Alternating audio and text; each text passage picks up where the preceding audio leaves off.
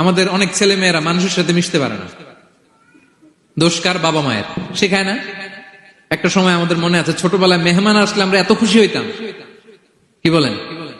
মেহমানের কাছে যাইতাম, সূরা শোনাইতাম, কবিতা শোনাতাম, এটা খেলতাম, ওইটা করতাম, যাওয়ার সময় আমাদেরকে টাকা দিয়ে যেত, হায় রে খুশি। এখন দেখবেন টেনে হিসেবে মেহমানের সামনে আনা যায় না। এরকম আছে না নাই?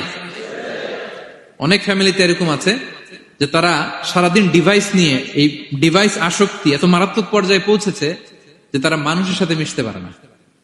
এই পাবলিক ওরিয়েন্টেশনটা অনেকের নাই, পিপল ওরিয়েন্টেশন নাই। অনেক ছোট বাচ্চা, মেহমান আসছে, তুমি একটু আসো, সালাম দাও, বসো, আসতে চায় না, বসতে চায় না, কারণ ওরা শিখানো হয়নি। সারাদিন দিয়ে রাখছে কি হাতে? মোবাইল।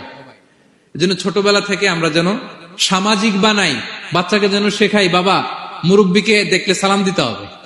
কি করতে হবে? ওরা শিখাবে।